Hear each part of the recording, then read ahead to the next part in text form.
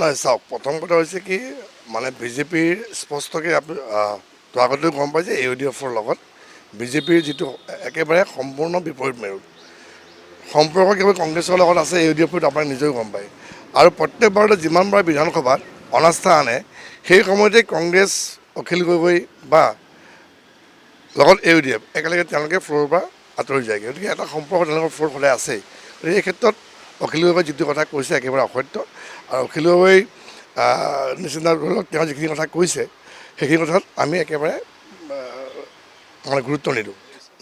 আমি আমি সকলোৱে জানো যে বিশেষকৈ ভাৰতৰ সংবিধানেই হওক বা ভাৰতবৰ্ষৰ লগত গৌৰৱ গগৈৰ যিটো সম্পৰ্ক আমি আগতেও দেখা পাইছোঁ যে তেখেতৰ অন্য এখন দেশৰ লগত তাৰ সম্পৰ্কটো বেছি। আৰু তাৰ এটা স্পষ্ট ইতিমধ্যে এখন ছবি ইতিমধ্যে আহিছে, খুব কম দিনৰ ভিতৰত আপোনাক দেখা পাব। আৰু অসমৰ ৰাইজে হওক বা ভাৰতবৰ্ষৰ ৰাইজে সেই কথাটো নিজে দেখা পাব। আৰু সেইকাৰণে তেওঁ ভাৰতৰ সংবিধানেই হওক বা ভাৰতৰ স্বাধীনতা হওক এই যিটো ফিলিংছটো যাতে সাধাৰণতে ভাৰতীয় মানুহৰ মাজত থাকে, অন্তৰৰ পৰা থাকে, সেইবিলাক তেওঁলোকৰ নাই কাৰণে হয়তো আপোনালোকে তেওঁক এখন পতাকা উত্তোলন কৰা দেখা পোৱা নাইকিয়া। নাই, খুব কম দিনৰ ভিতৰত আপোনালোকক মই কৈছোঁ যে আকৌ খুব কম দিনৰ ভিতৰত আপোনালোকে দেখা পাব যে যিটো কথা মুখ্যমন্ত্ৰী মহোদয়ে কয় সেই কথা আখৰে আখৰে পালন কৰে। মুখ্যমন্ত্ৰী মহোদয়ে কৈছিলে যে আমি যিখিনি তেওঁ পাকিস্তানী এজেণ্ট বা পাকিস্তানৰ লগত যিটো সম্পৰ্ক আমি অসমৰ ৰাইজৰ ওচৰত দাঙি ধৰিম আৰু খুব কম দিনৰ ভিতৰতে দাঙি ধৰিব, অসমৰ ৰাইজে দেখা পাব। আৰু তেতিয়াই গৌৰৱ গগৈৰ যিটো আচল স্বৰূপটো তেতিয়া ওলাই পৰিব। মই ভাবোঁ যে কংগ্ৰেছৰ স্বৰূপটো সেইটোৱেই যিটো গৌৰৱ গগৈৰ স্বৰূপ। নিশ্চয় আমি আশা কৰিছোঁ খুব কম দিনৰ ভিতৰতে আহিব। হয়তো নিশ্চয় চাগে 10-15 ভিতৰত হয়তো ভিতৰতো আহিব পাৰে, কিন্তু অহাটো একেবাৰে নিশ্চিত। যিটো বস্তু ৰাইজে ইতিমধ্যে এতিয়াও যিটো বিচাৰি আছে যে তেওঁৰ যিটো সম্পৰ্ক সেইটো সম্পৰ্ক নিশ্চয় একেবাৰে পোহৰলৈ আহিব আৰু খুব কম দিনৰ অপেক্ষা। নহয় নহয়, ডেটটো ডাঙৰ কথা নহয়। ডাঙৰ কথা হৈছে কি তেওঁ যিটো সম্পৰ্ক ৰাইজৰ ওচৰত সেই ছবিখন দাঙি ধৰা। গতিকে মই পুনৰবাৰ কৈছোঁ যে মুখ্যমন্ত্ৰী মহোদয়ে যেতিয়া কৈছে যে তেখেতৰ সেই যিটো আচল যিখন ছবি, যিটো সম্পৰ্ক পাকিস্তানৰ লগত, সেইটো তেওঁক যিটো অসমৰ ৰাইজৰ ওচৰত দাঙি ধৰিব, সেইটো খুব সোনকালে তেওঁ কৰিব, এইটো আপোনাৰ নিশ্চিত থাকক। চাওক, নিৰ্বাচনী কুচকাৱাজ বুলি নহয়, আমি সাধাৰণতে ৰাইজৰ মাজত থাকোঁ, ৰাইজৰ হৈ কাম কাজ কৰোঁ।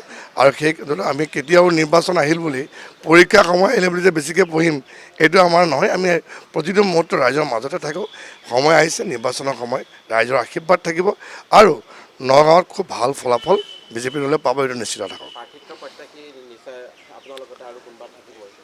চাওক, সাধাৰণতে ৰাজনৈতিক প্ৰেক্ষাপটত এটা গণতান্ত্ৰিক অধিকাৰ চবৰে আছে।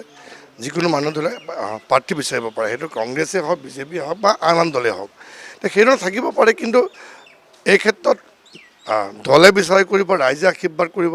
আৰু আমি হ'লেও কাম কৰা মানে আমি কাম কৰি গৈছোঁ, ৰাইজে যি সিদ্ধান্ত ল'ব সেইমতে আমি কাম কৰিম। নাই চাওক, এইটোতো হয়, যিধৰণে আমি দেখা পাইছোঁ যে মিয়াৰ যিটো আগ্ৰাসন দেখা পাইছে, আমি বিশেষকৈ মিয়াৰ কথাই কৈছোঁ, সেই আগ্ৰাসনটো নিজে দেখা পাইছে। যোৱা সময়ছোৱাত যিধৰণে উচ্ছেদ হৈছে, যিধৰণে অসমৰ এটা আমাৰ যিটো প্ৰত্যাহ্বান, এটা যিটো ভয়াৱহ এটা যিটো পৰিৱেশ কৰিলে, এই পৰিৱেশ আমি দেখা পাইছোঁ।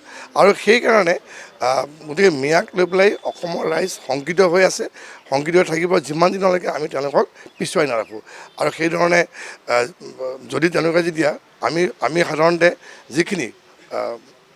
যিখিনি মিয়াৰ কথাই কৈছোঁ, কাৰণ তেওঁলোকে সাধাৰণতে যদি দেখা পায় যে মিয়া মানে ভূমি দখলেই হওক বা যিখিনি বেয়া বেয়া কামবোৰ দেখা পায়, সাধাৰণতে তেওঁলোকৰ পৰা হোৱা দেখা পোৱা যায়। গতিকে এই ক্ষেত্ৰত আমিও কওঁ যে সেই আগ্ৰাসনটো আমাৰ কাৰণে বিপদজনক। যিমান পাৰোঁ আমি তেওঁলোকক কিন্তু আঁতৰাই ৰাখিব লাগিব। নাই চাওক, কথাটো হৈছে কি মিয়া ৰাজনৈতিক শব্দ বা যিয়ে নকওঁ সাহিত্য সভাই, কিন্তু মিয়া মিউজিয়ামটো বিচৰাটোতো হয়, মিয়া কবিতা লিখাটো নহয় জানো? গতিকে সেইবোৰতো তুমি দেখা পাইছোঁ। এতিয়া কোনোবাই মিয়াৰ শব্দটো লৈ পেলাই আগ্ৰাসন মুহূৰ্তত থাকিব আৰু আমি এইটো প্ৰত্যাহ্বান গ্ৰহণ নকৰিম, এইটোতো কথা হ'ব নোৱাৰে। গতিকে মই ভাবোঁ যে এইটো ৰাজনৈতিক শব্দ বুলি কয়, যিয়ে নহওক অসমৰ জাতিটোৰ কাৰণে প্ৰত্যাহ্বান যদি হয়, তাক আমি মুকলিকৈ আমি তাক বাধা দিব লাগিব।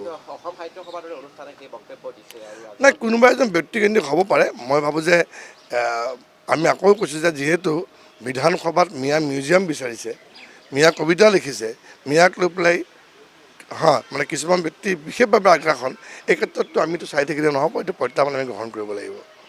চাওক, এতিয়া আজমলে কোৱা কথা, কংগ্ৰেছে কোৱা কথাটো একেই। কাৰণ যিকেইটা ছিট দেখা পাইছে, আজমল আৰু কংগ্ৰেছৰ ছিটটো বেলেগ বেলেগ নাই। তাতেই হ'ব। গতিকে যি 20টা 22টা চিটত তেওঁলোকৰ প্ৰতিযোগিতা হ'ব তাতেই আপোনাৰ কংগ্ৰেছ ভাইচেছ AUDF বা গৌৰৱ গগৈ ভাইচেছ আজমল, তাৰ বাহিৰতো তেওঁলোকৰ চিটেই নাইকিয়া। গতিকে আগতকৈ বহুত ভাল ফলাফল কৰি বিজেপিৰ নেতৃত্বাধীন NDA চৰকাৰ গঠন হ'ব। এই একেবাৰে নিশ্চিত। অসমৰ ৰাইজৰ আশীৰ্বাদ বিজেপিৰ ওপৰত আছে, NDAৰ ওপৰত আছে। নাই চাওক, এটা সুস্থ বিৰোধী থকাটো আমি বিচাৰোঁ, আৰু যদি মানে শক্তিশালী হয়। কিন্তু আমিতো বিৰোধী দেখাই পোৱা নাইকিয়া। মই আপোনাক কৈছোঁ যে তেওঁলোকৰ যিমানেই নহওক, যিমানেই একগোট নহওক, চিট কিন্তু সেই 20টা বা 22টাই, তাতে তেওঁলোকে চিট ভাগ বতৰা কৰি ল'ব। বাকী চিটততো তেওঁলোকৰতো কোনো ধৰণৰ প্ৰতিযোগিতাই নহয়। এতিয়া নগাঁৱত যদি চাই, নগাঁৱত আপোনাৰ যেতিয়া 7টা চিটৰ ভিতৰত 4টা চিটটো আমাৰতো একেবাৰে নিঃসন্দেহে ভাল পথত আমি জয়ী হ'ম। বাকী 3টা চিট আছে য'ত আপুনি ৰূপহী, ধিং, চামগুৰি, সেই চিটবিলাকত তেওঁলোকৰ য'ত সংখ্যালঘু প্ৰধান, সেই চিটত তেওঁলোকৰ ভাগ বতৰা হ'ব। তাতে তেওঁলোকৰ যিমান পাৰে সেইখিনি চিটত তেওঁলোকৰ কাজিয়া লাগি থাকিব। গতিকে সেইটোৰ পৰা আমি কোনো ধৰণৰ চিন্তাৰ বিষয় নহয়। আমি 100টাতকৈ বেছি চিট পাই ওলাই চৰকাৰ গঠন হ'বলৈ নিশ্চিত থাকক। নহয়, সেইটোৱে চাওক পাৰ্থক্য।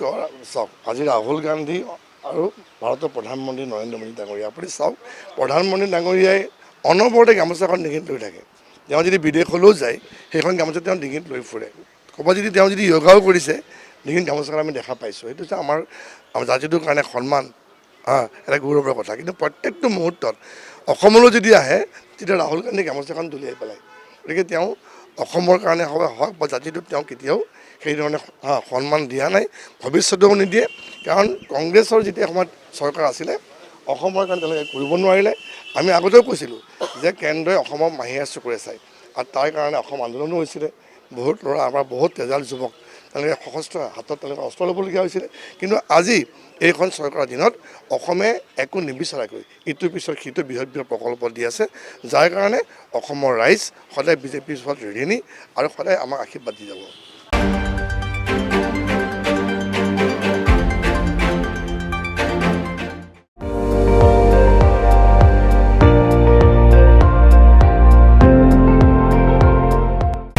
আপুনি চাই আছে ND24, সৰ্বশ্ৰেষ্ঠ নহয়, সৰ্বোত্তমৰ দৌৰত।